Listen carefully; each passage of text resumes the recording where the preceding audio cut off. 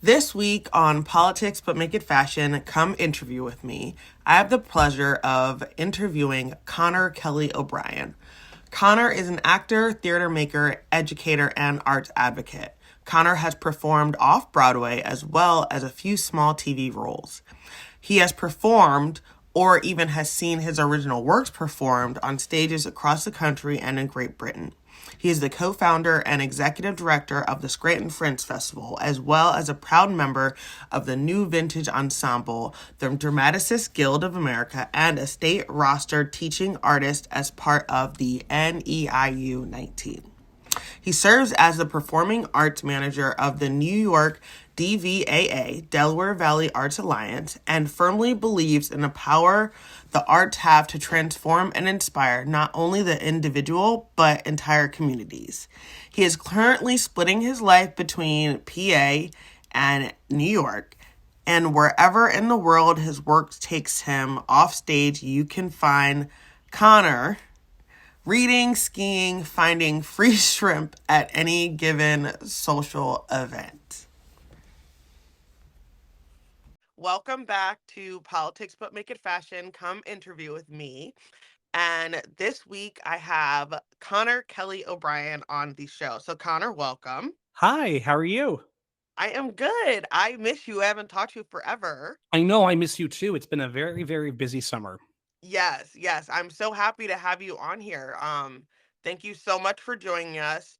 And I've known you for probably since I've got out the Navy and been back up here. So it's been definitely like 4 or 5 years now at this Yes, it's point. been several years. Yeah.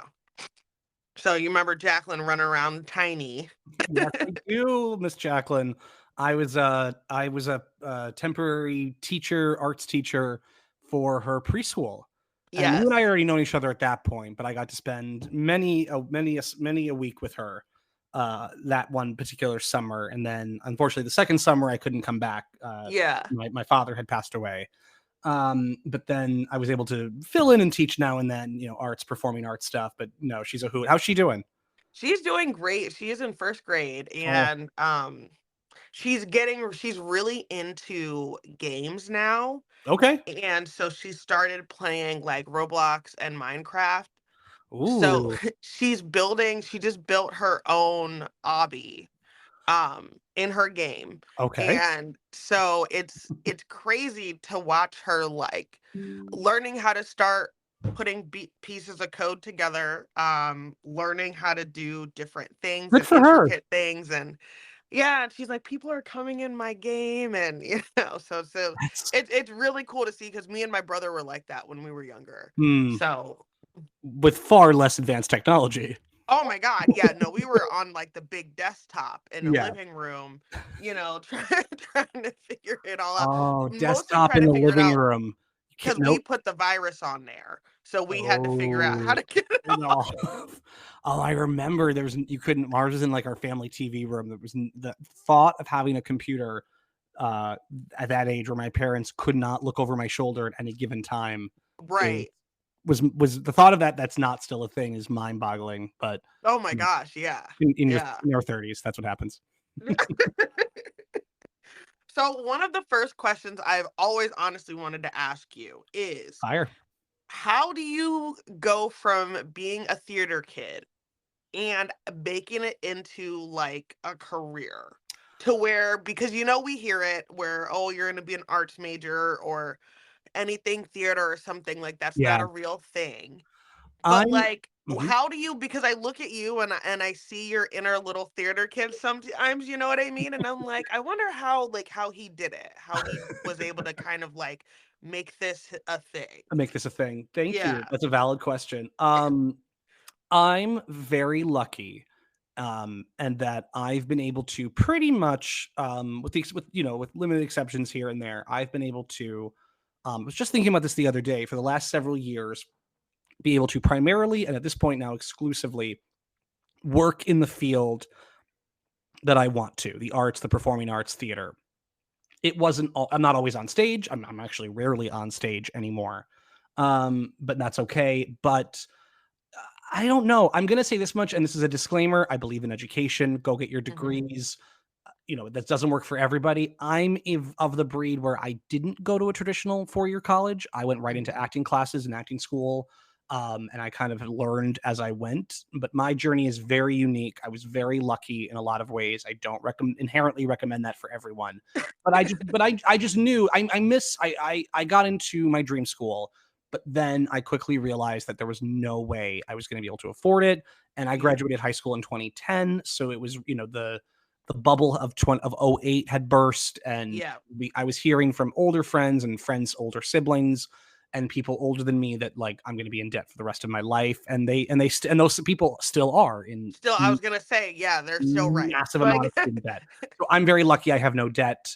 I miss the classroom environment. One of my goals in the next few years is I would like to go and get a degree in something that I'm passionate about. Probably wouldn't be theater, but would be, arts administration maybe, or even just a communications. I shouldn't say just, but just, something to right. that effect. I mean, I wanted to study 19th century English literature at Columbia, which I mean, I might, and again, it would have been a fabulous education. It would have I opened mean, it doors. sounds great, but Right. like, I might as well just set $100,000 on fire right now. yeah, yeah, yeah. And it just wasn't possible. And I knew it wasn't possible. And I knew that's not the life I wanted to lead. So I hunkered down in PA for a little longer. And then I moved to New York and bounced around for a while, and then kind of had a good thing going. And I was running the Fringe Festival back here in Scranton, which we'll talk about later.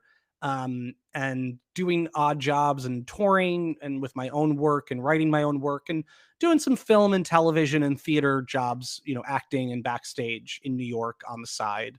And I want to be clear when I state this, I would have made more money had I been waiting tables. And I probably would have been more lucrative.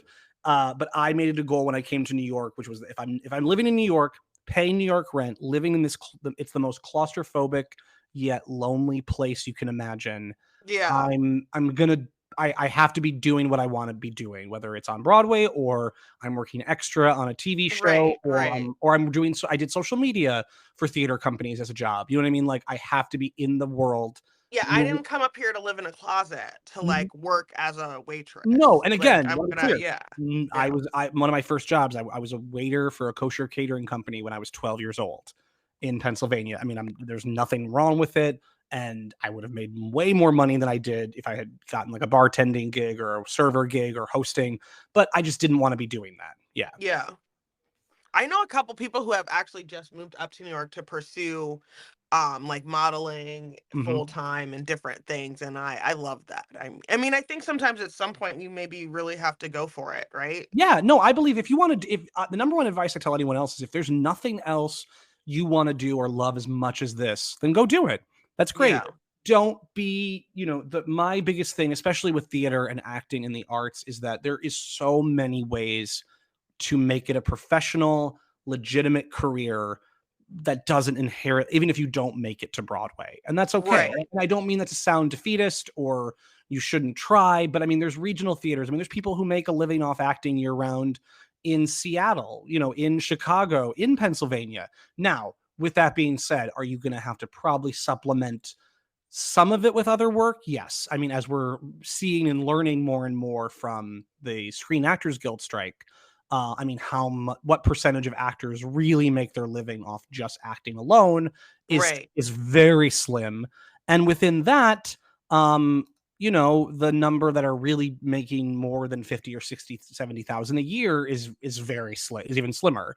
So I mean, be practical, but teaching, artist residencies, producing work, working in the arts administrative field like I do, has been very helpful to my career, has Right. flexibility, has opened doors for my own creative pursuits, and I'm overall I'm really happy. And I mean, mind you, my career kind of took a nosedive during 2020 when Yeah. when the shutdowns happened and I moved back to PA. But I'm in a financially much more secure place than I ever was. I again overall love my life. And I get to do what it is I love doing. Do I love every minute of it? No, but I don't think there's any single job where anyone says Right. I Yeah. love every minute of it and actually means it. There's always the paperwork. There's always the meetings you don't want to be in. But I get to do what I love. I get to have conversations with interesting people like you. No 2 weeks of my life ever feel the same. The thought of, I had an opportunity a couple months ago. I could have taken, or at least I could have pursued with a very good chance, an arts admin job elsewhere that would have been a lot more 9 to 5, sitting at a desk, Mhm. doing never. I would never have set foot on a stage or helped run an event or make or programming or anything like that. Would have made more money, and the thought of sitting in a 9 to 5 cubicle just drained my soul. Yeah, So yeah. again, I chose, and again, maybe I'll come to regret that, but right now I'm not. Right, yeah. So how do you keep positive when you're in kind of an environment to where people are telling you no? How are you Mm, able to keep that drive within yourself going? And kind of know that, like, they're not telling you no, that, that's like, a good. how do you Yeah, differentiate between that? I think the first step, just to kind of boil it down, basically the question is, how do you handle rejection? Yeah, How do you handle negativity? And my thing to your point is sort of, I think step one is knowing they're not, half the time they're not really talking to you. It really right. has nothing to do with you. They're talking to themselves. They're regurgitating pablum that society has told us for 100 plus years. What I think is also important to know is this person, does this person mean me any ill will? Is this coming from a place of genuine love and concern, or is this coming from a hater? Right? Because constructive criticism, fear, and valid concerns, I think we've kind of gotten to a point where we just group all of those under haters, and Yeah, yeah. that's not, oh, That's such a good point. Yeah. that's a hater. It's like, no, no, if you're on fire and someone tells you, hey, FYI, you're on fire, Right. that's not a hater. They don't want you to be on fire and burn. Um, it doesn't mean you have to change what you do with that information, but take a breath, take it with a grain of salt, and it's okay to just say thanks so much. I'm not really looking for that feedback, but but if I think you mean well. It's all good. And if they are genuinely a hater, then why do you care? And again, Yeah, that's easy. yeah. That's easy for me to say in this calm moment. We're having a conversation on a podcast. But it's, in the moment when you're frustrated. It also usually happens when when you're at your lowest, when you're frustrated. And Tired and broken yes, and down, yeah. 9 times out of 10, the answer is have a glass of water, go to sleep. Yeah. Yeah. Oh, I, 100%, that's what I would say. Yeah, definitely. and also for rejection. I mean, I mean, the stories I could tell of, casting directors and agents, and I mean, and it's 10 times worse for women, and I fully Yeah. want to acknowledge that in that industry. And I was not a model, and I wasn't going after, like, Hugh Jackman leading male roles, but I mean, but still, it can be very cutthroat, especially about appearance. I mean, here's the thing I will say in general: the best moment I ever had when it came to, like, physical insecurity or appearance, or even just how talented you were or how people like you, was I had 3 auditions in a row one day. Each was a callback. Didn't get any of them. And the feedback I was given for each and every single one was absolutely contradictory to the other. So one person was like, "Oh, you're too. We want someone a little more quirky looking. You're too." And this is a couple years ago, so no one go look at my picture right now. But they were like, "Oh, you're too They thought I was a little too conventionally attractive, which was like never been said before. And then the next person was like, "Oh no, we're looking for someone a little more classically attractive." And then the third person, and then it was like, "But and we wanted someone with more soft features." And then the next one was like, "Oh, your features are too soft. We're Yeah, looking for," and yeah. I was like, "Oh my god!" It was devastating. And then it hit me. I'm like, if they're all contradictory and I don't necessarily agree with 100% of what anyone said, then what does it matter? Yeah, Why do I yeah. care? Because I would have been perfect. You would think I would have been perfect for job one if I wasn't perfect for job two. And Right. again, and they were all callbacks. So just to clarify, that means this was the second time this was an Yeah, invitation. you called me, Yeah, okay? they wanted me to come back. Yeah. And then I walked in, and you walk into a room, and it's super weird when it's like half the room looks very similar to you, and half the room looks very different, and it's like, oh god, what are they looking for? What are they? Yeah. Yeah, what do they want? And then you quickly realize, they're trying to do their job. Most of them were very nice about it. Some of them were jerks and said horrific things throughout that process. But and then I'm not condoning that. I'm not trying to say, grow a thick skin, deal with it. I do think there's been, it's so weird to say this, even since then, there's been an awakening and a change. Yeah, they're Um, definitely, yeah, yeah, but at the same time, it just, I wasn't what that person needed in that moment. It has nothing to do with me. yeah. Did you have ever feel pressure to kind of like look a certain way, Oh, fashion wise oh my and God, yeah. aesthetic, Oh my you God, know? yeah, yeah. I mean, it was a constant conversation of do I lose, and I was very thin at that. I wasn't like I was never like emaciated or like string bean thin, but I was thinner than I am now. I was thinner, I was younger. Right. I mean, oh, are my teeth white enough? Should I be consider, I was 24 the first time someone said, maybe consider Botox. Yeah. And it was like, I'm 24 years old. Where would I put it Where do you, yeah, on my face?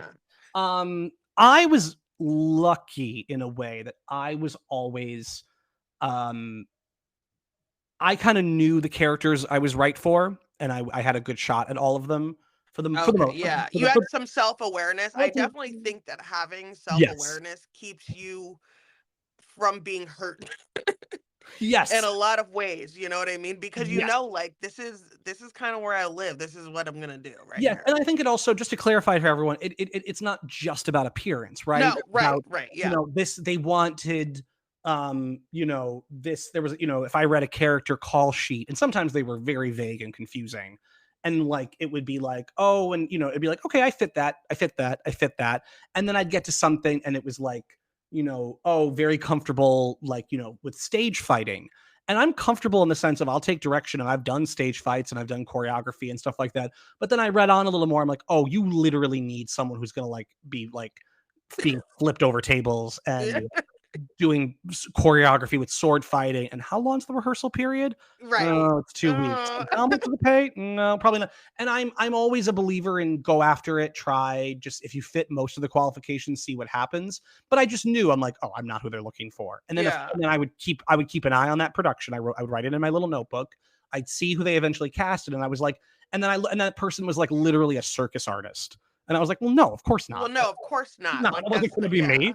No. Yeah. But yes, I had a very good, um, I always, not early on, and something I wish I had done a little sooner, and it wasn't until, I had gotten my first independent film, gig paid, um, that I had an agent, not even mine, but just an agent tell me, you should be really focusing on film and television more than theater. And I always considered that when I was younger, like an insult, because there's a very flawed mentality that theater is talent and Mhm. you are talented and a true artist. And film and television is just you look okay on camera and you know how to hit your mark and memorize lines.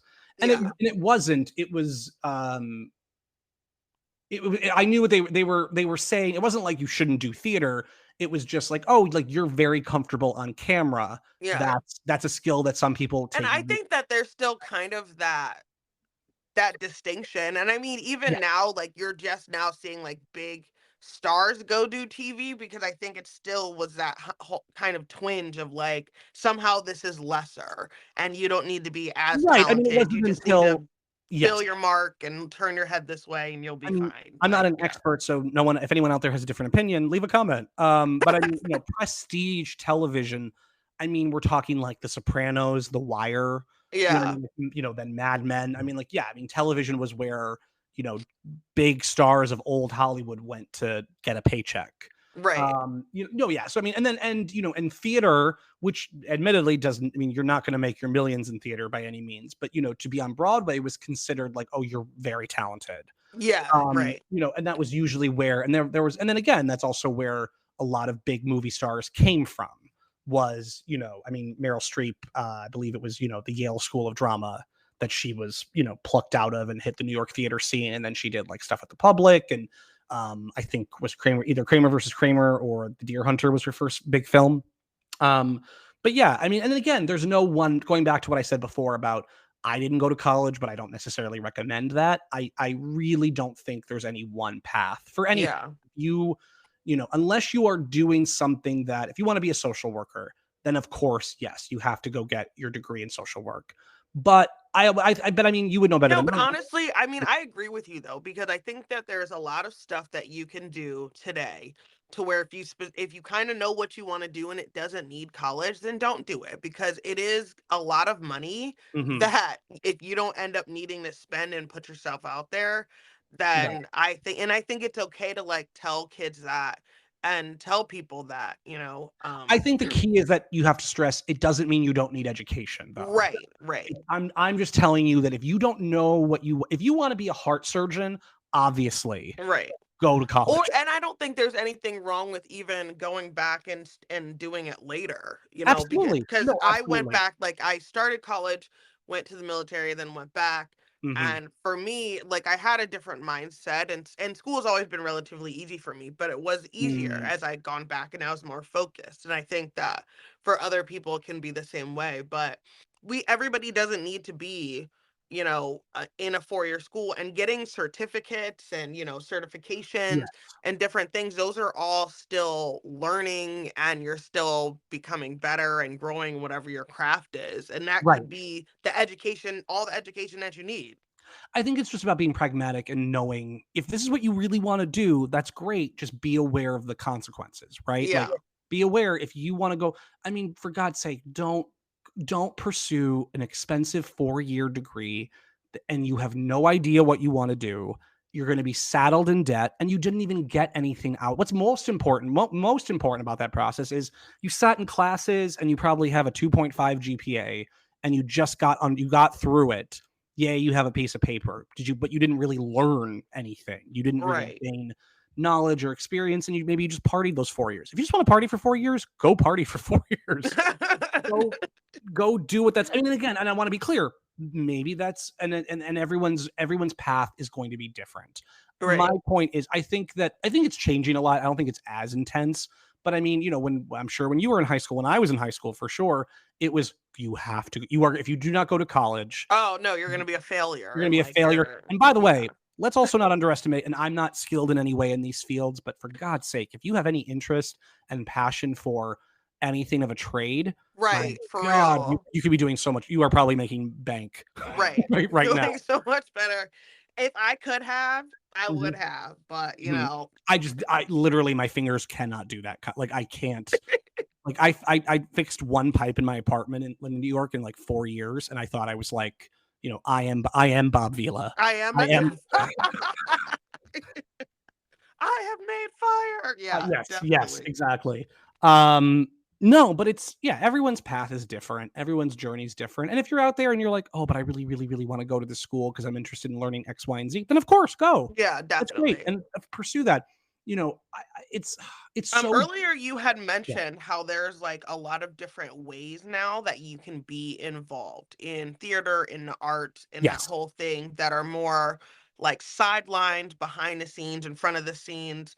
What are some of those things? And also, were those available before? Do you think these are kind of like new little niche career paths that are kind of No, starting to I branch mean, out? obviously things like digital marketing and stuff like that. I mean, that's ever evolving and that's always new. But no, I mean, these things existed for years and years and years, and have always existed. I mean, if you are interested in theater, you could be an accountant for a nonprofit theater organization. If you are passionate about, and again, that's just like, I'm talking about like the behind the scenes, the admin stuff. If you want to be an actor, and I cannot stress this enough, like there are theater festivals, there are professional, equity, unionized theaters. They're called regional theaters all across the country.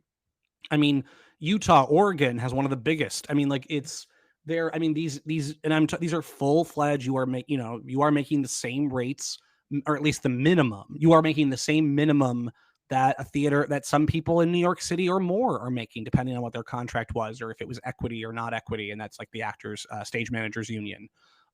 There's just there are so many paths. Even if you are a musical theater and you're very very talented, you can get booked on national tours. You may not be playing in New York right away, but you could be on the road being Elphaba in the national tour of Wicked if you're very very talented and luck is on your side for 2 years before you're brought up to the big leagues, let's say.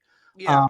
Think of it like minor league and major league baseball in that, in that context. And then of course there's fringe festivals, which I know people that tour fringe. I mean, the largest annual event in the world, period, is the Edinburgh Fringe Festival. And that's the reason it's the largest annual is because the only two bigger events are technically the World Cup and the Olympics, but they're not every year, right? So the Wow. Edinburgh Fringe Festival is the biggest event, sells more tickets annually on average, with the exception of the, COVID years, Yeah. than any event in the world. I know people that all they do is tour fringe festivals. And I mean, they're not millionaires, but they make good money. They sustain themselves. They are highly regarded. They get featured in, the New York Times, and they go on to do other big projects, or they get, I know this one fringe artist who, he teaches other people how to do their own one-person shows and publicize. And then he gets picked up, and his shows get picked up for tours to other places. And he's developing educational material for, the Metropolitan Opera and stuff Oh, like that. wow. Like, Yeah. there's so many paths. I know people that all they do are corporate theater gigs. So like they get commissioned to put on like a 25-minute play Oh, yeah. by So, like, when Toyota. you go on a work retreat or something and they have the Yes. entertainment Yes. that Or like comes. improv workshops or Yeah. industry stuff that like was bigger in the past, but it still exists. Or people that create podcasts, radio theater that they listen to on platforms like you're listening to this conversation on now. There's so many paths, there's so many ways to get there. So it's hard to give particular advice because there's so many variables. But the Right. point But I is, think that people probably don't think about all of those little things and how yeah, you can still definitely be involved in something, but yeah. still, Yes, and I mean, one of the best theater scenes in the country, in my opinion, is Chicago. I mean, they have some of the most amazing theater companies. Steppenwolf, Second City. If you're an improv comedy lover, half the big names in comedy you've ever heard of have some connection to Second City, or one of the schools that the alumni of Second City went on to create, like Upright Citizens Brigade. Um, there's so many paths. There's so many paths, especially if you're interested in comedy. I highly recommend. yeah, Um, definitely. I love theater. I love going to theater. I took Jacqueline to see Dracula. We Oh, went okay. for Valentine's Day. The Little Wilkes-Barre Theater, I think it is. Little Theater Wilkes-Barre, yeah, Oh, yeah, there we go. hundred, So literally cute. like 100 years. That's been Oh running. my God. And it was so good. Mhm. Like I Dracula's my favorite book, so I was already Oh, okay. ready, but it was so much better than I thought it was gonna be, and like she loved it and everything. It was really, really great. Was she And scared? I love to go support things like that and just thinking, and I was trying to explain to her about, oh, those are actors and what do they do and stuff. And I said some of them like tour around and they go to other places and they'll put on the same show somewhere else. And Mhm. and everything like that. But it's great, and there's still things out there like that are happening and that are, not super expensive that you can go and have a date or just, take Yes. your family and take the kids. Yes, and it runs the spectrum. I mean, there's things like, that are totally, totally community theater. Everyone's a volunteer. They all have other jobs. They're just doing this because they love it, and it can be amazing. And then there's other people that are kind of more semi-professional, and they all get paid, a stipend, and they're all, this is like, a good chunk of what they do with their life. And then there's full on, I am a full-time professional actor. But again, I mean, I know a ton of people that are professional actors in New York City that if I like broke it down for you, you would be like, "Oh, I remember them from They were on 3 episodes of Law and Order," or "Oh, I remember them from Yeah, they yeah. were in this movie or they toured." And a lot, I mean, and some of them are making acting from 100% their income. Others are they're directing, they might be producing, they might be doing marketing for another play. Some of them might be teaching or, a nanny, what I mean, like during the day so they can audition and rehearse in the evenings or Yeah. have a flexible, the joke about waiting tables isn't because actors don't have other skills and aren't qualified. It's because they needed a service industry job where the schedule was flexible. Right. Because if I got booked on a show, I'm booked, full. I mean, when you're in a professional show and you're rehearsing, you are rehearsing like a 9 to 5 job, Yeah. possibly even more, depending on the hours in the contract. So you have to have a flexible schedule, and you have to have a job that you can come that it might take me a week or two to get on the schedule, but I can come back to this job. So Right. yeah. So so you said that there's other fringe festivals all over the place. Yes. So when you were thinking of, I guess, starting one here, Hmm. kind of what was your process for that? And was there one here already? So good questions. No, there had never been one in Scranton. Okay. Um, it was a long-winded path, but basically the idea came to me floating on a riverbed in Kansas City, Missouri. I was touring to a Kansas City Fringe Festival, which is a big festival out there. And it was me and a bunch of people, and we all were from Northeast PA originally in the cast, and we got put up at this person's home, and we were having a day off and just talking. And at that point, I had done other Fringe festivals and done research, and it was like, I wonder if a Fringe festival would work in Scranton. And we started talking sort of about what does the city need? Like, it should be walkable, venues are close to each other, affordable. And it was like out of 10 top things, Scranton at least had like 9 of them, right? Wow, yeah. And so then I came back, and I tell the story differently than she would, but Elizabeth Bohan and I, who is the co-founder, and she's now the managing director of Fringe, I'm co-founder and executive director. We had like a long meeting coffee date at Starbucks. And we talked it all out. She claims I told her other people were coming. I remember it. I stand by my version of the story, which was I put out a call, and this is just further proof of what with the power of showing up. She showed up, and so like, okay, I guess it's you and me. And that was literally the extent of the conversation. Like, I mean, the conversation was deeper, but that's literally how it happened. I put it out there, explained what a Fringe festival is, how it might work, and a ton of people loved the idea, but didn't really step up. Other people were like, oh, honey, I don't think that would ever work here. And some people were like, no, that's never going to work. And, the power of, I'm interested in that. Let me show up. I had used to run with a different person, Teresa O'Connor, a all ages coffee shop, punk rock, music space, art gallery called The Vintage. And that was the summer we were kind of winding that down. We had done it for 6 years. It was just time for a new chapter. Operating a full-time space, the budget, the fundraising, the time it takes is a lot. And Liz and I had become friends with Teresa and started volunteering and helping out a lot in a lot of ways at the Vintage. We became friends, and then so that's how that kind of got off the ground. So that was like August of 2014, and then we had our first fundraising event in November of 2014, I think, and then the festival was fall of 2015. So we took a good year to plan. Yeah. I mean, we could have taken longer, and it wouldn't have been the worst idea. What? But I think, but a year was just about what I think we needed. Yeah. Wow. So how many events did you start off with the first year? Oh, too many. Way too many. 2015, it was 4 days in like early October. It was like we kicked off on a Thursday night with a big party, and then it was shows Friday, all day Saturday, Sunday. So it was a 4-day festival, 3 days of really hardcore content. And I want to say we had close to like 50 productions. Wow. And in those 50 productions, they might have been some of them were one-off events, other of them performed 3 times, 4 times. So I mean, it was a lot. It was like in 12 different venues. We had staff everywhere. I mean, it was crazy. It was very stressful. I can say this honestly, we had the biggest, I think to this date, the biggest fight Liz and I have ever had in 10 years. At the end of that, there was just a lot of miscommunication. There was also a lot of, for anyone out there that are event planners or want to be organizers and work together with someone, there was a lot of, well, mom said it was okay to dad going on. Yeah. We were very, splintered and felt disjointed, but we've worked on it. And not that don't have our moments, but I mean, I think that was a big learning curve for both of us. Yeah. And that was, we had about, we had a decent amount of people turn up. Our shows did really well.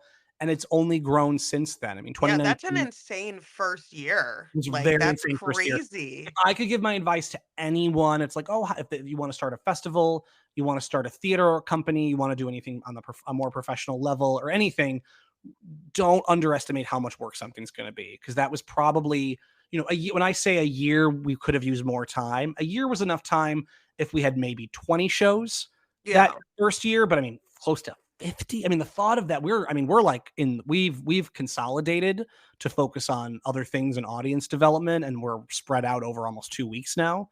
That amount of shows is just, the fact that it was our first year and we had no idea what we were doing. Yeah. Is mind boggling. I'm a big believer in dive in, try something, make it happen. But I think doing it big our first year, in some ways, it was very, very stressful, but in some ways helped.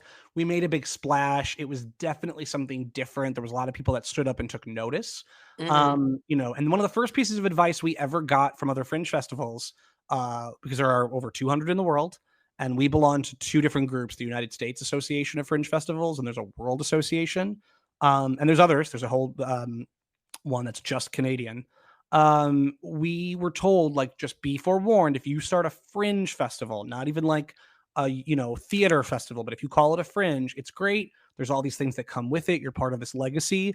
You have all these resources, but you will spend every professional year of your life, you will have to keep educating people what it is and why is it called that. And like they said, it does not matter if you are, the Edinburgh Fringe and you've been around for over 70 plus Right. years and sell literally millions of tickets. They have over 4,000 shows the month of August all throughout the city of Edinburgh, versus, smaller ones like, mid-sized ones like ours.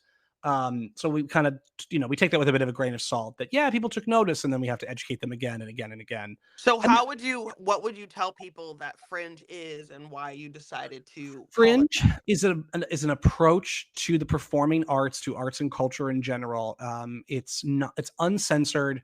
It's often rapid fire. It's often marathon style, multiple shows in one venue over a period of time, multiple venues, things happening at the same time. We curate our festival from an open application. There's no cost to apply.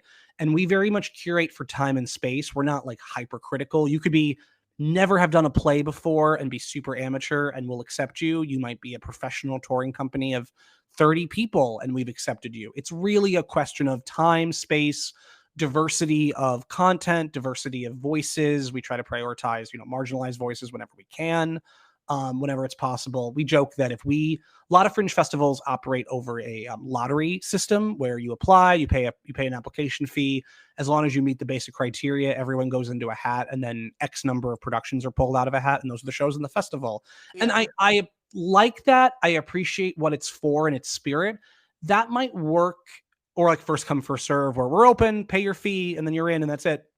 Um, that might work in different areas and markets, but in a region like ours that doesn't have anything quite like this already, we felt a responsibility to kind of make sure we did the best job we could, and be a little more hands-on. And we joke that if we did it by lottery, it would be 50% of our festival would be white men with suitcases doing one-man shows. Because it would just be like, white guy with a suitcase comes on, sits on a bench and goes, let me tell you a story about my Yeah. life. I mean, there's a lot of that. There's a lot. I mean, because fringe festivals, right? Touring work. It's a lot of small work, 1-2 person shows, easy to tour, easy to manage. It's often very autobiographical. Like, a lot of people do shows in fringe festivals because they're a survivor of a certain disease, or they overcame a certain kind of trauma, or they went through a really quirky life experience, or represent a very distinct culture. And that's wonderful, but we didn't want the entire festival to be that. Right. Yeah. But Oh, yeah, that's cool. yeah, no, it's interesting. It's a lot of fun. I And we I actually I think I just looked it up initially, like when I first heard of it, because I was like, I don't know what this is. But but I was like, this is so cool. I love that you kind of just do your own thing, Mhm. so many different things, like even during COVID, you had the Porch Fest, Yes, we did live where music and people decorated their porches. We did that for 2 years. We do intend on bringing that back and focusing more on music, but we kinda had to we had to kinda take a year yeah, off of that. yeah, yeah. But no, that was I think you see things and you kind of see like a hole in a need, and you're willing to go ahead and try to fill that with something. And I think that's really, really great. And I definitely think you're such an example to other people who want to have a career in this, and your Aw, career is so diversified, you're in so many different things here and there and everything. And I think it's really, really, I'm thank you. That's very yeah. sweet. I'm very lucky. Yeah, I get to co-run Fringe here. I'm the performing arts manager for an organization called the Delaware Valley Arts Alliance that's based up in the Catskills. Um, and I'm very lucky to have that job. I've been doing that for only about 6 months or so, but we have it's a beautiful community up there, super diverse in arts and its cultural history, and they have. I mean, I literally can't say, but like the names of the people who live in that town would shock you. Like in that area, I mean, A plus listers. Yeah. I mean, because it's the Catskills. It's it's that area especially. I like to joke that I heard someone say once, and it's so perfect. It's like the New Hamptons for rich people who don't want to seem like they're rich, Yeah. but are in fact very rich. So I get to do that, and I love that. I still get to write, and I co-created a show that we performed, that was performed in New York, and in Orlando, and in Scotland. And we're developing it now, and we're hoping to hopefully have a big New York return in the next year or two to come. I co-created that with a musician from New Orleans. That's a really fabulous project I'm very proud of, and hopefully we'll have more to talk about that in the next year or two. Yes, absolutely. I mean, I could go back to acting more regularly, but with my arts admin stuff, scheduling, it is just hard. And full transparency. So this isn't like I'm some, rainbows and sunshine. I lost my dad to a pulmonary embolism back in June of 2021. My mom lives with me now full time. I do have a lot of support from my other siblings and help from family, which is wonderful. But I'm kind of helping take care of her. She's going through some of her own medical journey. So it's not that life's perfect. It's not that it's Right. challenging. It's not that I don't have moments, but it's, I get to do what I love. And I'm very, very, very grateful for that. I'm a state rostered artist, which means I get to teach in different residencies I'm assigned to throughout the year in public school, private school. I'll be teaching older adults this coming season, which I'm really excited about. Oh, have you taught older adults before? I have. This will be the most intense that I've done, but I've done like workshops and stuff like that. This year Do isn't. you like the littles or the older people? I like older. There's different joys and different benefits. Younger kids, I feel a little more at ease because I'm the adult in the room, right? Yeah. But with older adults, I'm 32 now, so I'm still, Not the adult. no. But I will say, for the most part, I love working with older adults. I like working with older adults. I love learning from them.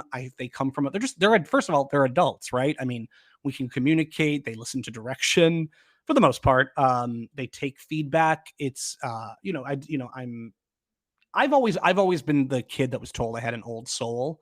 So Yeah. I feel very at ease with, older adults. I don't know. There's pluses and minuses on both sides, but I personally find that more rewarding. I also feel, and I know there's people that might disagree with this, but so the play I mentioned that I co-created with a musician from New Orleans is very much about dementia and centered around a father-son dynamic dealing with dementia. And I'm now going through that with not my father, but my mother to an extent, and that journey. So I've done a lot of research.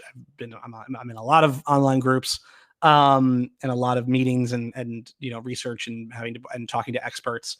Not that I'm an expert by any stretch of the imagination. Yeah, they have like more caregiver supports now that Yes. are out there. I Yes. think because they realize that caregiver burnout is such a real thing. Oh, My grandmother boy, is had it. dementia. I took care of her as well, like Mhm. the last few months of her life and things, and it's a lot of work. Yes, it You is. know, I'm very yeah, lucky, she's still mostly herself and she's still with it to a certain extent, but it's a lot. It's very draining. And it's, of course, you're watching someone you love go through it, change. And it's very, yeah, very challenging. What I was going to say though was I feel that older adults, I don't know, it's weird. I know there's a lot of, as you just said, there are a lot of resources out there and more and more and more. I think that we kind of view, when we work with younger kids in any capacity, social work, humanitarian, caregiving, arts and culture, education, there's more of a hopefulness within those spheres because it's like the next generation and they have their whole futures ahead of them. And no matter how dark, and there are some, of course, messed up situations and home and family life that kids come from, there's always this twinge of, well, we can help them, their support, and we can grow, and it's hopeful. Older adults, and it's getting better. It's often kind of a let's make them comfortable, make sure they're okay, and they had a good run. And it's like, no, they still could have years ahead of them, and yeah, to enjoy and like they're and, yeah, and grow and learn. They're still they're an adult, they're a human being. And even if, let's say, there are some situations where they are on borrowed time, why are we only thinking about why are we only talking about quantity? Why can't that experience be quality as well. Why can't they have, when I'm in my 70s, I don't want to give up. Right. I hope I don't. I mean, if I'm lucky enough, I'll make it there.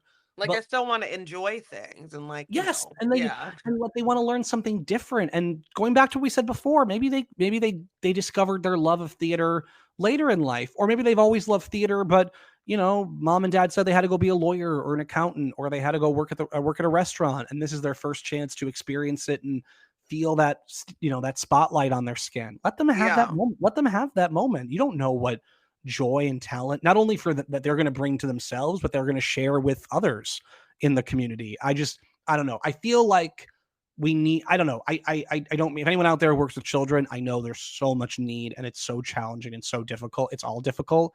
I don't mean to take away from that. I'm a little more interested in working with older adults. But Yeah. at the end of the day, I believe arts change entire communities. So I don't think it has to be a one or the other conversation Yeah. at the end of the day. But long-winded answer, older So adults. I think when you say that art changes communities, I do too as well. And so, like, when you look at politics, Mm-hmm. arts is seen as a very liberal, Mm-hmm. democratic thing. Mm-hmm. Mm-hmm. So there kind of are these attacks on arts, and I'm not even sure if it's necessarily an attack on the art itself or an attack on liberalism and Mm-hmm. an attempt to kind of not spread that. But as you're in that culture, so what do you see as a way of um how to keep it going despite kind of the political adversity that, like, the arts and cultures type of education and, like, Mm-hmm. movement get? I feel, and maybe I'm naive for saying this, I feel like we're more and more reaching a point where majority of people, and I'm going to include politicians, in that statement, know that arts have that power, right? Like it's gotten to the point where they might debate and question what type of art, what is art, and what is art that we should be promoting and teaching, and that's a valid conversation that I have a lot to say on. But in general, I mean, arts, especially arts and education, and there's a great organization around here called Arts and Education Northeast Pennsylvania. That's who I'm kind of a state rostered artist through, and I highly recommend that under Dr. Catherine Cullen. I recommend everyone go check that out. They have a whole list of artists by genre and medium that are teaching artists, and they do a lot of great programming. But I think that, and they train us very well too.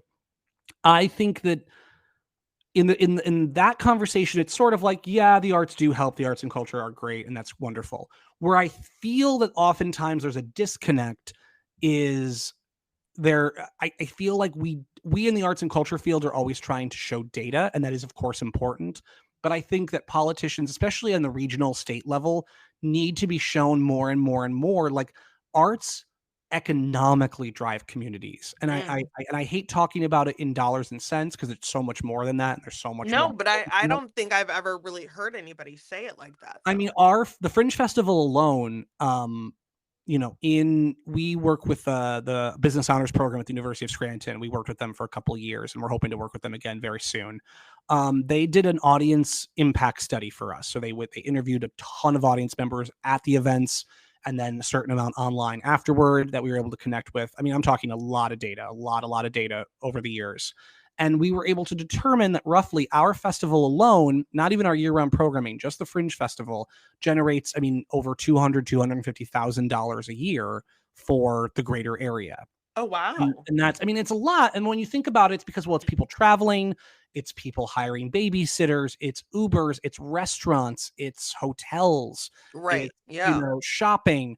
And I mean, that's a big number. And we're one organization. I mean, and we're a relatively modest sized one. I mean, I can't imagine what, I mean, if you think about like, even just think about like when the Broadway shows toured to the Scranton Cultural Center, I mean, all the restaurants that people book dinners at, Right. Yep. Yeah.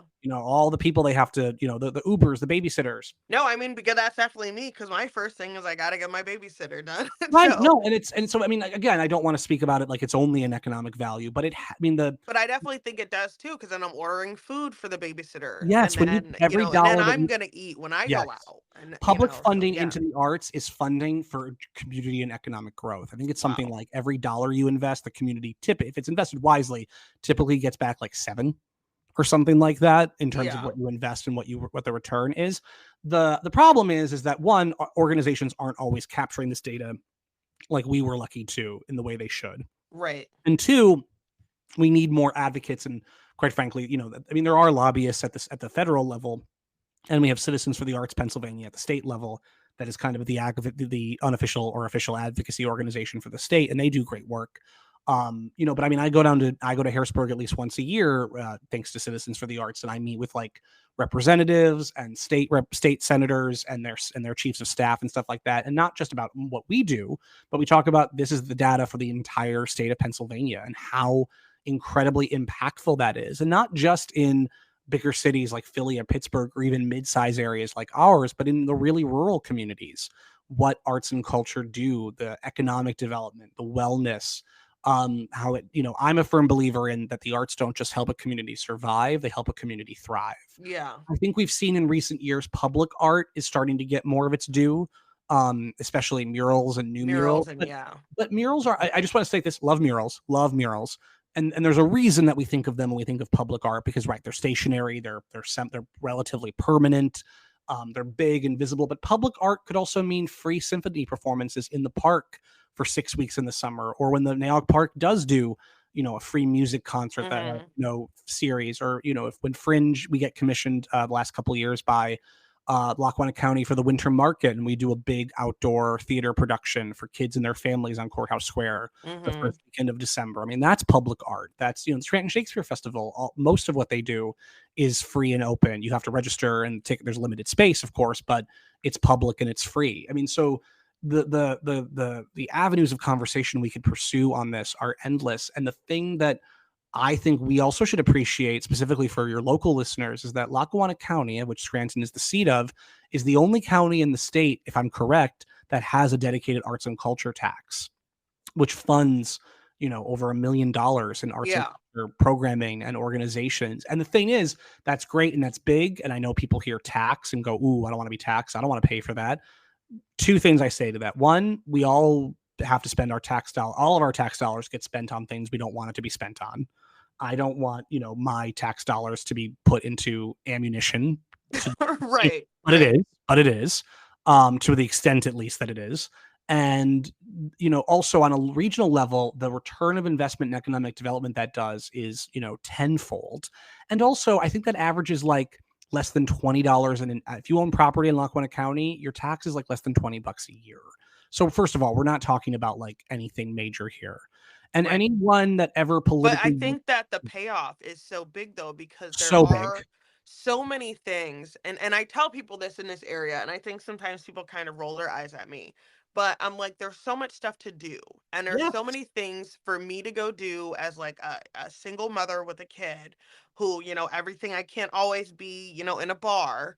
So for me to be able to take her around to go to different events and see different styles of art, and a lot of times for free, is amazing. And there's so many different places and things, and like the diversity of it here.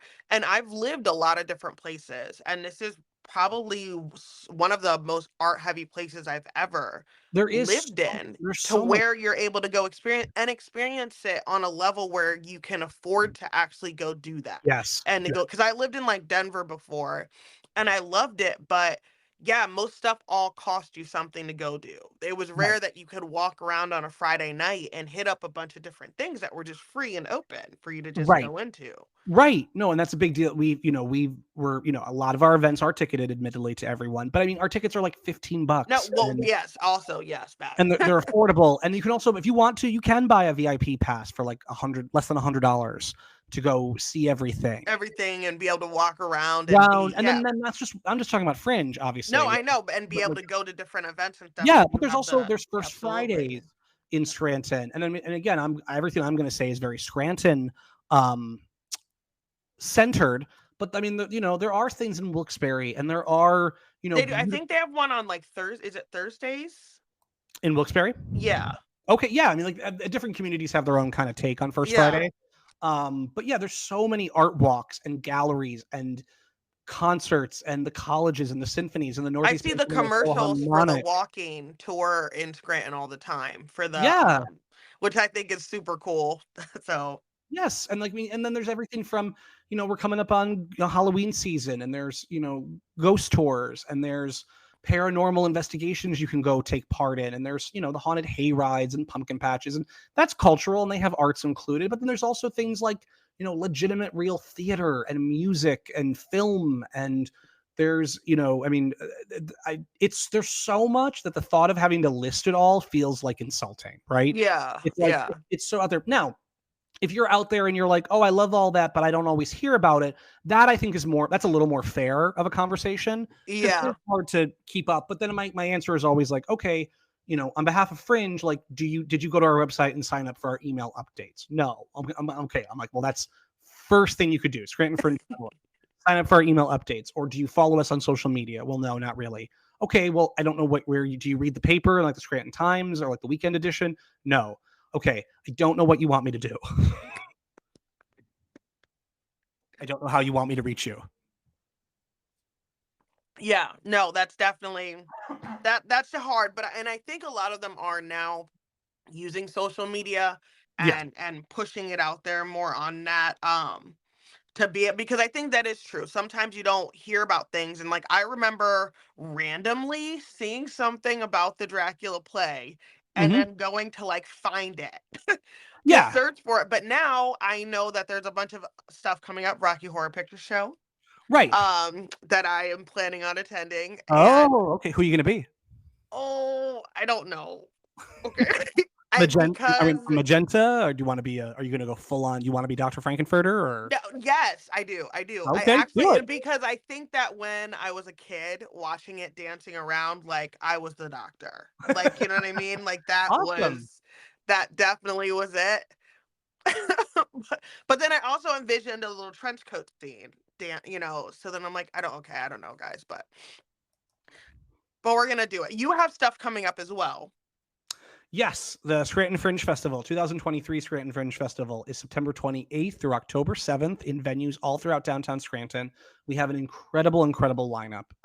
Please, you can go to scrantonfringe.org and you'll find all the events, schedule, our guide, and you can buy tickets. There's also our printed Fringe guides that are popping up in locations all around Northeast PA. But again, you can just download the digital version of that at scrantonfringe.org for free. We have our events are ticketed. You could buy a hopper pass. There's also is some free programming you could take advantage of. There really is something for everyone: theater, films, more movement based music.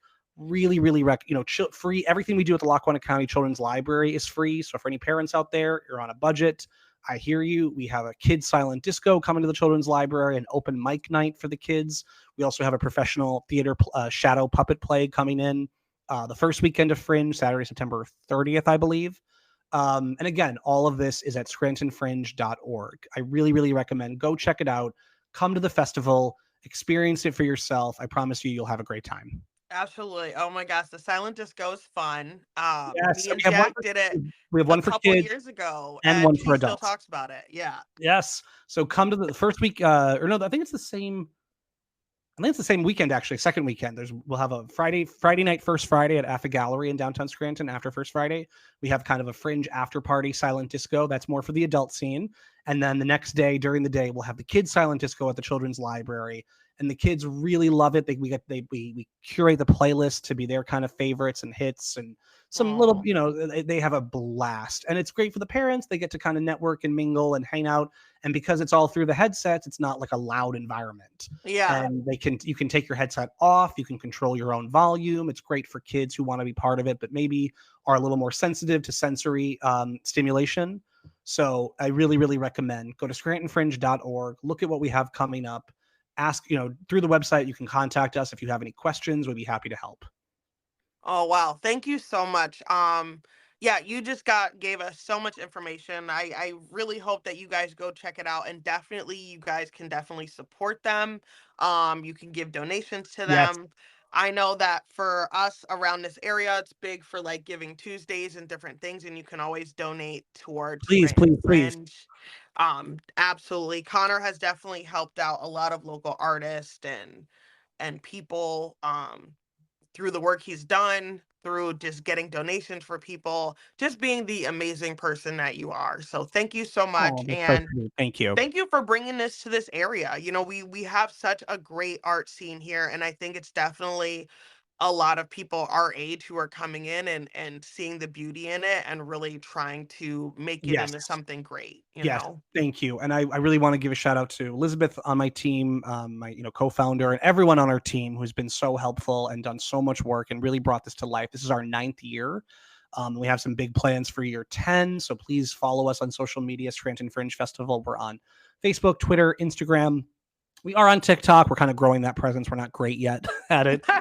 We had an intern who's doing their best and doing a good job. But something I wanted to mention, just to kind of touch on something you said real quick, which was that we have a great art scene, and we do. This region has a fantastic art scene before Fringe, as a result of Fringe, and if we ever close our doors or cease operations someday, maybe it will always continue as long as there's people that are talented and care and passionate. What I will say is such a pet peeve for me, and I need to, like, I don't know, talk to my therapist about this and figure out where my problem.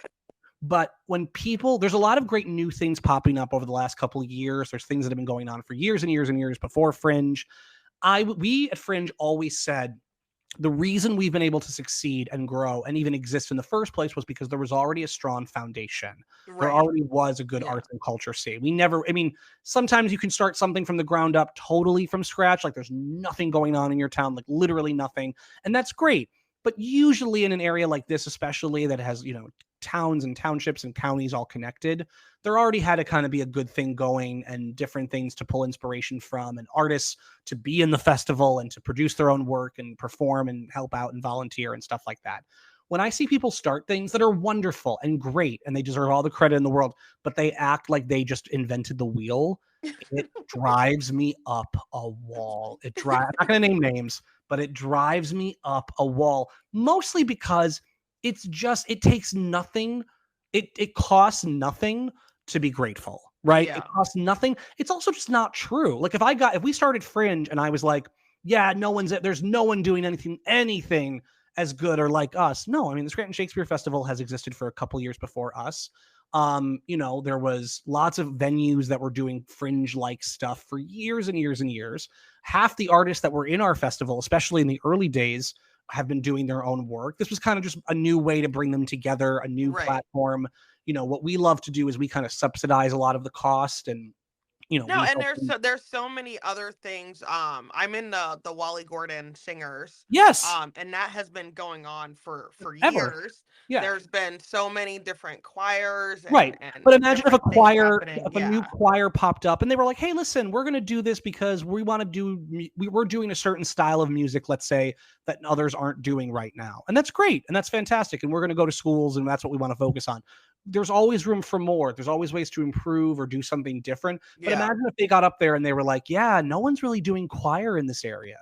Yeah. How insulting would that be? And also just stupid. It's like Google can confirm that's not true. Yeah. And it No, just, I tell people oh, because I'm like, we have great artists coming in, but I'm like, they're already here. There's already so many talented right. musicians. We Right. just had the Electric City Music Conference was, Yeah. over this whole weekend. Yeah. And there's just so much music and so many talented Yeah. producers and like recording artists and singers and everything. It Yes. was just insane to see that many talented people and in such a small area, Right. but Right. there already is so much talent here. Yeah, and to pretend like it's not here, or to pretend like you're the first person to think about throwing, a festival or starting an Yeah. organization or forming a choir. It mind boggles me, and it just like, oh, I find it reductive. I think it sets us back. I do, because then it creates this narrative, and I'm sorry, but it does happen, especially in like media, because the local media, when they're covering arts and culture, they need it bite sized, they need it ready to Mhm. go, they need to communicate. And when you're being quoted as saying like, yeah, like we're doing, we need more of this. More of this is fine. I'm always happy to hear that. But it's also a question of, okay, well, what do you mean more? What's not happening that you want to see happen? And Right. there's 101 valid answers to that question. But I don't know. And I don't know why, because it really has nothing to do with me. It doesn't really come into my forte. Well, I mean, like I will say, we've gotten messages over the years from people who are like, I want to start an arts festival in Scranton and I'm looking for your help. And that's great. And everyone deserves a chance to have their baby and grow their own thing. And my answer is always, my response is always, that's fantastic. Can I ask what's not already happening that you want to see more For of? me, I feel that same way kind of in the social work side of it because people Mm, will kind of say, "Oh, we need to do this." Well, we already have that. And right, if the issue is that people don't know about it, then maybe you can help us with that. Like maybe we can spread the word more so that right. more people are aware, or maybe we need to make it bigger so we can work together and kind of put our things together. But I think it's hard when everybody wants to kind of start their individual thing, Yes. and then it takes away from everything. I And will also instead of state, kind of making it one thing, and it's like, well, why are you starting this? Is it right, because you actually care about the arts and you care about the people, you care about the message, or do you want something with your name on it? Because if you don't right, care about your name being on it, then you can join us and join in right. with this, and we can kind of try to all do it together. I 100% agree with what you just said. I think it's also important to know, okay, if you're going to do your thing and you want to do your own thing, that's great, but don't pretend that you're the only one, and also for God's sake, don't schedule it at the same time Oh as my God. Yeah. Yeah. someone. I mean, again, listen, there's only 52 weekends a year. I get that. There is, we've done, we've had to grow our programming and we had to do some stuff in the summer, and that was the only time we could do it. And it sucked because we overlapped with the Shakespeare Festival to a small, but again, that's like they go on for like 6 weeks. So we only really did like one weekend. Yeah. So like in that time period, and we worked together and cross promote, and they're part of our festival this year and they're great. So again, like there's things are going to overlap sometimes, No, but I definitely know that. I remember there was like two like little film festival things happening like over the same weekend one time. People were pissed off, and I was like, "This, why would you do why this?" would you? And again, sometimes there's just honest mistakes. But if you're programming far enough in advance, it's like, okay, well, let's not do this one specific thing at the time. This other one specific thing is happening. And Yeah. it's when we started the Fringe Festival in Scranton, we specifically picked late September. It's always been early October, late September, early October, last weekend in September, and or first weekend in October. Now we're both, pretty much, and that was because we wanted to. One, we looked at the time 10 years ago of other fringe festivals on the East Coast, and we kind of tried to slot ourselves in. We're right after Philly and Rochester, but we were at the time before Baltimore and other things. In other parts. So we kind of wanted to slot our own time and fill a gap. And this area is so beautiful in that time of year in the fall. But Yeah. also because there used to be this great festival called Pages and Places, which was a literary festival, but they brought in, I mean, Christopher Hitchens and I mean, huge names in the literary world. And that was always the first weekend in October. And it was a multi-venue literary festival. And when that kind of wound down and they closed up and they don't have it anymore, that was kind of like, okay, there's kind of a arts and cultural window now that we Yeah. can kind of claim as our own, and we're not competing with anyone, and we're carrying on the spirit of what they did, but something very different.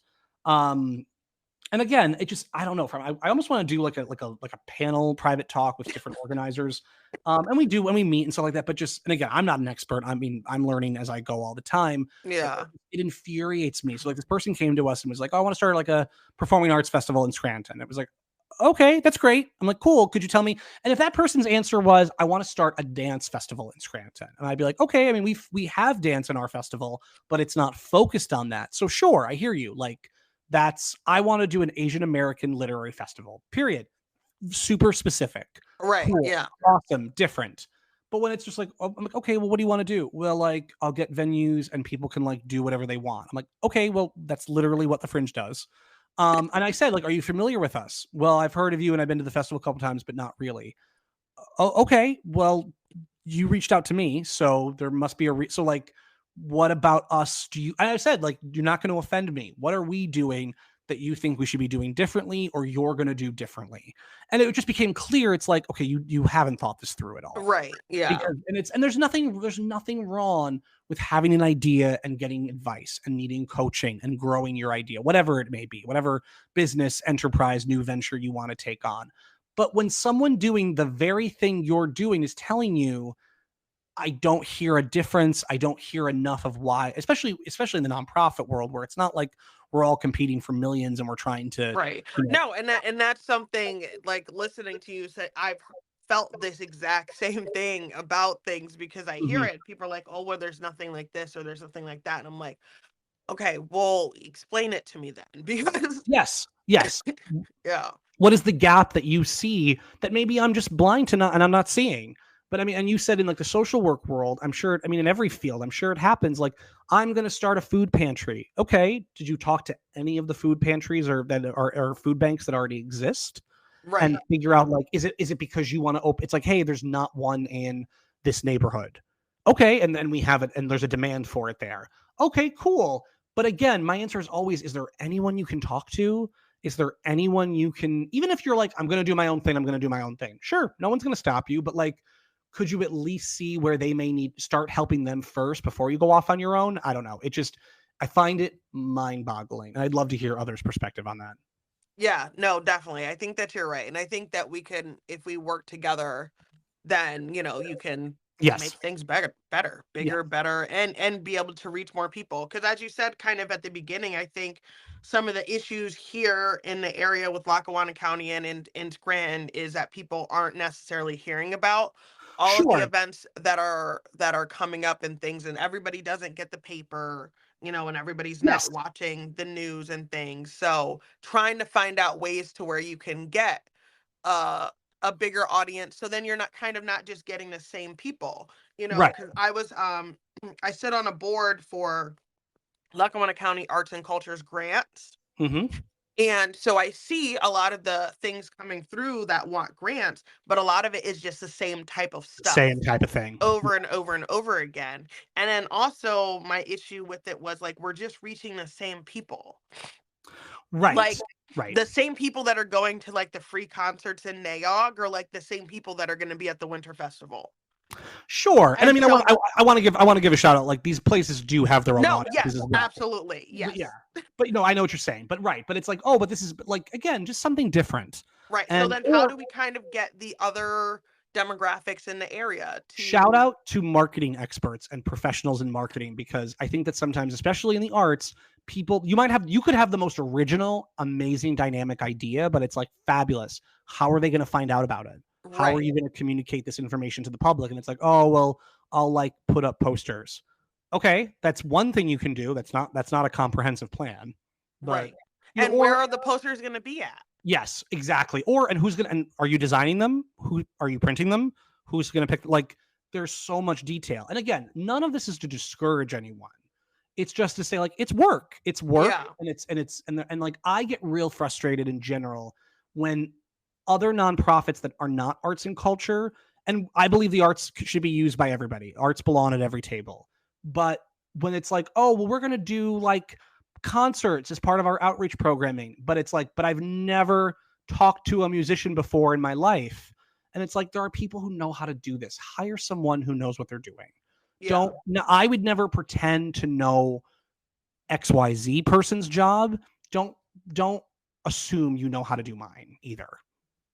And just have respect for each other's profession, I think, is a big deal. I mean, like, I'm sure it happens constantly in the human services and social work world where it's like, someone has a great idea, but it's like, okay, you know what we need to be doing? We should be helping more people. It's like, that's great, Yes. Carol. Wonderful, brilliant, brilliant idea. Would you like to elaborate? No, but we're not helping enough people. Right. Yeah. And it's like, thanks for that constructive feedback. And being in and kind of being in like a valued profession to where you're right, it's not just because there's a lot of people that call themselves social workers that aren't actually social workers who didn't Mhm. go to school and get their degree and things like that. And when it comes time to put on maybe a production or do something that nonprofits want to do, it is like maybe you should take a cue and hire somebody and use people who are in that field Yes. because it is a true field and they do have talent, and it's not one of those things where like anybody can come in and just throw it together. And And I think pay that's what them. a lot of people think until they have to do it. And please pay them, for God's sakes. Pay them Yes. fairly. Listen, I believe artists, like everybody, should volunteer from time to time. You should give back, but when your profession is constantly asked to volunteer, it gets to a point where it's like something, anything. Like I've been asked 100 times, like, oh, well, we want to do this and this. Would you mind volunteering? And my answer, unfortunately, has gotten to the point where it's like, I'm sorry, this is what I do professionally. I do consult. So if you'd like to, I'd be more than happy to tell me a little more. I'd be happy to send you a quote for consultation, and I will literally charge you the bare minimum that I can. Right. Yeah. Yeah. Like, but no, but it's, and 9 times out of 10, it's also like, no, I'm not going to give you every contact in my, Rolodex to, that I've leveraged. That I have struggled and, Yes. slaved over to get Yes. for years. Like, Yes. And also I'm not going to put, and even if I do connect, and I'm always happy to connect, if it's just a matter of, hey, do you have so-and-so's email address? Sure. Here you go. But when it's like, but you want me to introduce you and basically then leverage my goodwill and passion of favor. And my like, name. No. Yes. Yes. No. That's, no, I'm sure. Yeah. No, I'm sure, especially with, like how many times I'm sure you get, and I'm very grateful that I was chosen, but I mean, I'm sure you get tons of people who want to come on this podcast, but then and that's great. And that's fine. But it's like, okay, well, what conversation do you have to bring to the table? Right. And I had a conversation like that actually, like last week, and I felt kind of bad, but I was like, but what specifically do you want to come on here and talk about? Like, what are you doing? So, like, you know what I mean? If we just gonna chat, or like, what is it specifically about? Because if you don't have something, then I'm just looking for attention in general. Just give me attention. Yeah. And that's fine. Get a dog. That's what that's for. Yeah, definitely. Oh, I want to come on there. Okay, sure. What do you want to talk about? Like, do you have something coming up? Like, what's going on? Like, right. Oh no, we'll just, whatever. Okay, well, that's not a conversation. Yeah. That's just that you're just holding me verbally hostage. That's not. Yeah. Exactly. Yeah. Oh, we talked about a lot. Oh my gosh, we did. Thank you so much. I feel like I definitely learned had a more insight into the arts and kind of behind the scenes and stuff, and what you guys do, and you guys should be more appreciated and definitely paid. And I think that as we're seeing from the strike right now, it's just how much work goes into things and how little pay people actually are getting for their work. And some of the work that we think is amazing. Just hearing some of the artists talk about shows that they've been part of, or movies or plays, and you're like, wow, you're not even getting paid for that. And that's like one of my favorite things. No form of entertainment, virtually no form of entertainment that you love that has a script or I don't care if it's a cue card or an entire script, didn't happen without someone writing it. Yeah. Or a large group and often working for less than you're making at your 9-to-5 office job. Right. It's, and now with Netflix and Hulu and stuff like that. Yeah, it's great. We have more content. It gets to us faster. It's convenient, but they're not getting residual payments the way they did when it was on. And they should be. And that is 100%. Disgusting. They should be 100%. Yeah. There's actually no excuse, because they're making a sickening amount of money. It's literally just on purpose, just to say no. I will say this. I can't say what show, and I know I'm probably being stupid. Who cares? But I did technically sign an NDA. But I did background work. I was a featured extra for a show years ago that never got off the ground. It never made it to air. Okay, whatever. I got paid. I was in 2 episodes, and it was, think crowd shots, right? But featured, I technically it's so hard to explain this, but I was very visible and very clearly seen, right? Yeah. And very clearly identified it within a context of a story. Never opened my mouth, but was identified as a character. And we shot for a week and never went anywhere. And then very recently, I found out that the footage was sold to another show on said streaming network. And because of a contract I signed, several years ago and got paid for once.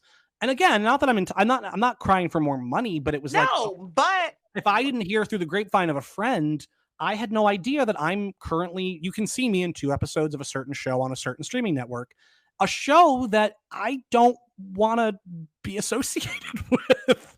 And I don't want to, I'm not putting on my resume, but and it's just okay, definitely. I gotta find out what this is all. It's just so funny that and that's crazy too, that your likeness can be sold to other things, or there's people who have done full-on photo shoots for stuff, And now they're not the face of like anti-diarrhea medication. yes, and Yeah. it's wild, and you're not even. But know what? Maybe give me some of that anti-diarrhea money if I'm if I'm already the Right. face of. Oh my God, I would kill for diarrhea money. But yes, I'm 100% on board. Yeah. And again, I signed the contract. It is what it is. But I was also like in my mid 20s. Yeah, It was like yeah. $200. I wasn't union at the time, so it But wasn't I like mean, I'm. but you don't. But even then, it's like that doesn't say anything about like in the future if this is sold to somebody else. Like, Right. You would think like I do get residual checks now and then for other things, but I mean we're talking like a show that's on television, like it's like on the History Channel, and I'm sure it's aired like, twice a year, 3 times a year. I'll get like a $5 check or yeah, something, and that's fine. And I just and like it is what it is. I filmed that in one day. I'm not a lead character. The problem that people often have is like, oh, it's just acting. First of all, acting is work. Acting is hard. You're consuming that content, and most importantly, this is content that others are making millions off of. yeah. Like it's not like there's no money to be had. It's not like someone isn't it's not like there's, this isn't like a nonprofit theater production Right, where exactly. So there's there's no excuse. There is money being made yes, there already. So it's yes. like you could fork over money to somebody I else. mean, and when you break it down to what the unions are asking of the studios, it's like a percentage of a percentage Yeah, no, it's of not. their. It's not even crazy. No, I mean it should be more, but they're just being realistic of like, okay, this is what we're gonna get. And yeah, I mean, I would never agree to this, but I mean, like, don't scan me. It's one thing, like my B-roll was sold, and I don't know, I think that's wrong, but it's like, okay, I filmed footage for XYZ company. XYZ company chose to use it for a different show. I think that's shady and that's not 100% right, but okay, that's one thing. But now you're talking about they want to scan background actors so they can use their likeness in anything. That means like you could be scanned and then you're in an orgy in the Yeah, next show. Like, no, like, I mean, again, like there's a certain level of, I don't have the script. Like at bat when you're a background actor versus even what's called a 5 and under, which means like 5 lines or less. At least I had access when I have a line or two. At least I have access to that episode script, or right. at least like a synopsis and Well, my because I script. was telling somebody else, because they were talking about some like actors being in different things, or we were talking about the Balenciaga photo shoot, and Okay, I was saying, I was like, look, there are times where you show up to something I and you have don't no know what idea. it is, No, and you do it and you work and then you leave and then they put you in something that you didn't necessarily agree with, and that can happen a lot.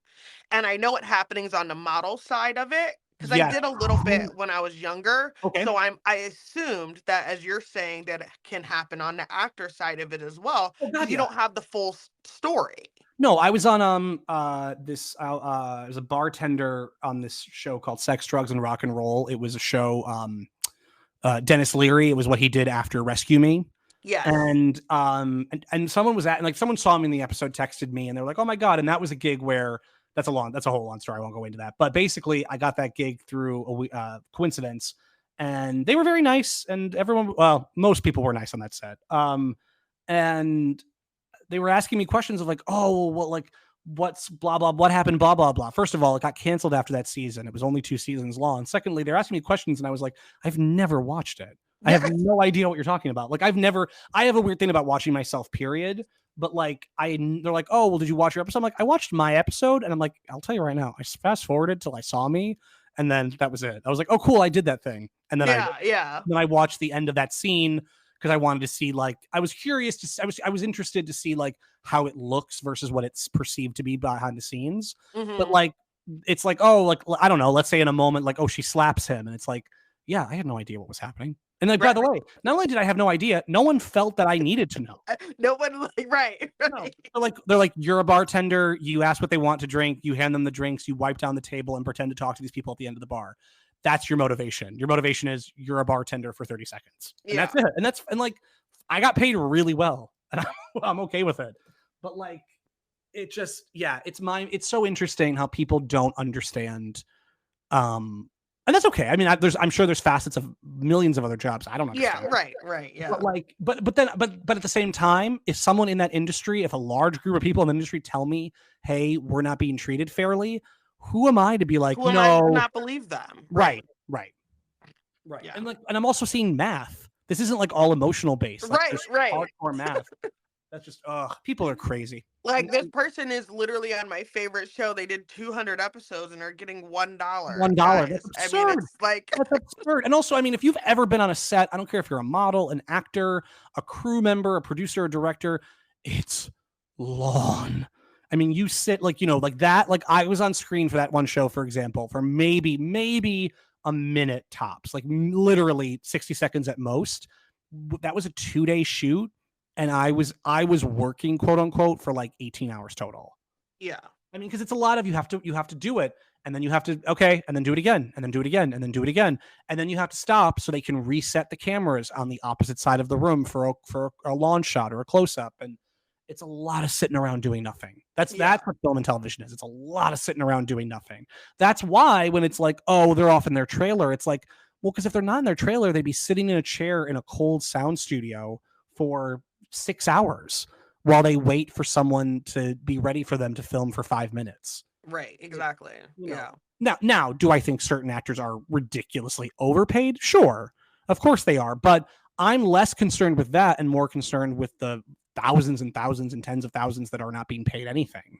Exactly. And the writers. I mean, thank God for Fran Drescher. I swear to God, if we ever find out like something problematic about her, I'll be so upset.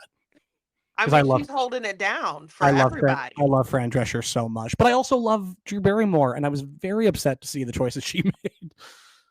I'm empathetic, and I always, want to see it from some. I'm just hoping. I'm like, maybe people are telling her they're going to lose her houses, and she's like, I'm going to put my reputation on the line so y'all can get paid. I don't know. She could just do that anyway, though. She's worth $100 million. But then also, you're right. Like, and I'm not trying to say that like work isn't work, but like you're Drew Barrymore. You're worth $125 million. And like, I love her dearly, but it's like, I mean, she has walked it back. I don't know if you saw that they announced that she's not coming back. No, I didn't see that. She's not going to come back, but it's like, and the justification for some people was like, well, The View is still airing. And I mean, 2 runs don't make a right, but also that's under a different contract. Right. That's under a totally different system. Now, could you make the argument that they should be on strike in solidarity? Sure, you can, but like her show thrived off writers. Her show was also primarily a platform to talk about upcoming movies and television and projects. Right, and exactly. And you can't talk about they're not a lot. Who's going to be on there? No, it just people. It's like I don't know. There's a threshold of I agree with you. There's always another side. There might be like a contractual obligation we don't see, but then what it boils down to is like, she's worth $125 million. Right. This is like, she's not even worth $1 million. She's worth $100 million. Because then if the issue is, well, people need money and people are struggling. Okay, well then, right. How much could I mean, realistically, if you remove her from the equation, what is the annual salary or per season salary total for everyone in that room combined? If you take her out of the equation, like, I mean, again, I know it's not cheap, but like, let's say it was literally $2 million, which I highly doubt it was. Yeah. It probably wasn't even $1 million. I mean, like maybe if you count producers and stuff like that, but if you who are making, $100K, $200K, but again, there's so many different variables. I'm not sure who's getting paid what. I know the crew, the people like running cameras and holding microphones, they aren't getting paid that much. But like, she could just say, okay, I'm going to float 2 seasons worth of your pay. I'm going to set up a foundation. We're going to get this done. I got you. I'm here for you. Let's see where we are in the fall. Because the prediction, and it just, but again, I truly believe that when you reach, no matter how genuine a heart you may have, no matter how good you may want to do, and this is something I think is just genuine, when you reach a certain level of power and financial wealth, I think you just become disconnected. Yeah. And I don't know, is there a solution? Is there anyone that has that level of money that you can honestly state with certainty hasn't lost their disconnect from reality? And that's the shame, because 2 weeks ago, I would have said Drew Barrymore. But well, I don't know. I would have said The Rock until he was on that commercial with Oprah asking us poors for money. Guys, my boo. I'm like, okay, we don't have money. Like, you guys all have way more money than everybody else. Can y'all just give them money? Can you write them a check? Oprah could write a check without thinking about it. She could just rebuild a town. And like, I do believe that, like, with great power comes great responsibility. Like, when you are that wealthy, and I'm not saying she hasn't worked for it, and I'm not saying she hasn't had her obstacles, but like, you reach a point where it's like, no, you're Oprah. You have more money than God. Just, Yeah, like, you can do it. you got Right. this. You got this. You got this. Could you imagine, like, going out to eat with Oprah and like the check is sitting He there? asked you to split the check? It's like, no. I would literally be like, no, I'm most certainly not. Absolutely not. Oh my She probably owns the farm this food was grown on. No, I'm not paying for this. Exactly. I'm not paying for this. No, Oprah has her own cows. Oprah has a farm outside her house where oh my God. She has a huge garden, and Yes. like, almost everything she eats is she's grown on her land. I think And she by the might way, have her own cows. fierce, cool, but cut the check then, Oprah. Yeah, And don't, like, and where are the PR people? Where are the people in the room going, no, Dwayne, no, Oprah, don't do that. No, this is gonna, like, you can promote a cause if you want to encourage people to donate, but like, it's like, hey, you can say, hey, this is who I'm donating to. I'm donating $20 million. Yes. If you want to donate to, you can. Yeah. Just no. Just give, like, I'm just throwing information out there, but that's definitely not. I'm just retweeting. Like, what? I'm just retweeting. Do what you want with this information. Right. Retweet it with no comment here. Put it out there. Oh my gosh. Well, know what, Connor? Thank you so much. Thank you. This went off on a tangent. Yes. Thank you so much for being on the show with me this week. And can you please plug Scranton Fringe coming up one more time for everyone? Absolutely, I will. Scranton Fringe Festival, the 2023 Scranton Fringe Festival, September